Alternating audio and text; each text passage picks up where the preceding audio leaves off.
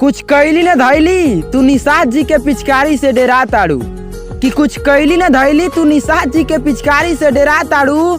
और तार किस्मत अच्छा बा कि रात में ना सिर्फ दिनवा में बेटा ताड़ू।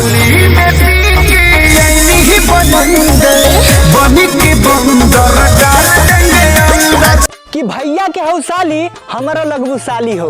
अरे मन तक करा था कि मलाई तुहार खाली हो। अरे काहे करेलू दुअरिया से ताका झाकी। अरे हमहू से डलवाला रंगवा तन से हमार रंगवा मिर्चाइये नियर ना लागी। जीजा तोहर रंग मारा चाहिए खलागे।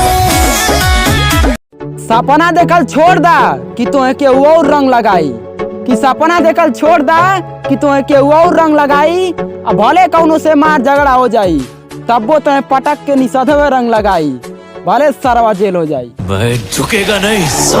आज जेल होई काल बेल होई अपरसों कि अरे जैसे जैसे होलिया नियरात बा हमार भौजी डेरात बानी।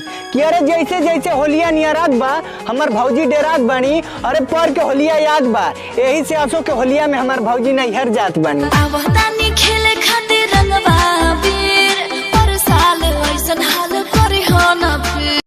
असो के होली ना भौजाई के संग ललकार होई कि असो के होली ना सड़ुआन के संग ललकार होई। और चाहे तो रंग केहू लगाई लेकिन निषाद जी के कलर सबसे चटकार होई। जानी बचे न पैबू लहंगवा पटक पटक के कि फागुन के दिन ले केहू नहीं बाची। अरे कि फागुन के दिन ले केहू नहीं बाची। अरे चाहे लइकवा के मौसी होखे चाहे होखे ओकर चाची। भतीजा तोरा माहियो जिंदाबाद तोरे मौसियो जिंदाबाद।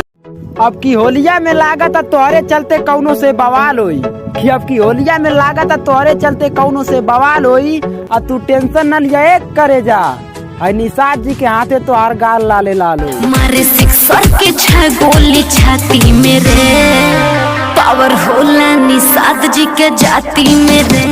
कि भौजी रंग लगवा के रंगीन हो जा। अरे पोरे पोरे डलवा के कमसीन हो जा।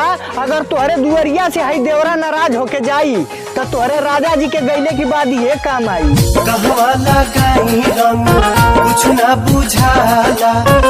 जैसन चाबू वही साइज पिचकारी आई और से मन ना भरी तो पानी वाला टैंकर सरकारी आई। कि जैसन चाबू वही साइज पिचकारी आई और से मन ना भरी तो पानी वाला टैंकर सरकारी आई। अब पहले भर हिक रंग लगाई तो है निषाद जी ओकरे बाद केहू के बारी आई। नाचो बबी आइल बारात सावाद पहिले ली है निषाद। फागुनहट के लागल बहावा यही से तोहरो मिजाज कुछ गर्म लागता। कि फागुनहट के लागल बहावा यही से तोहरो मिजाज कुछ गर्म लागता। आ सच बतावा मन ना बा कि निषाद जी से रंग डलवावे में शर्म लागता। राजा जी पूरा भिजा दे बका कि रंगा वही में गिरा दे बका।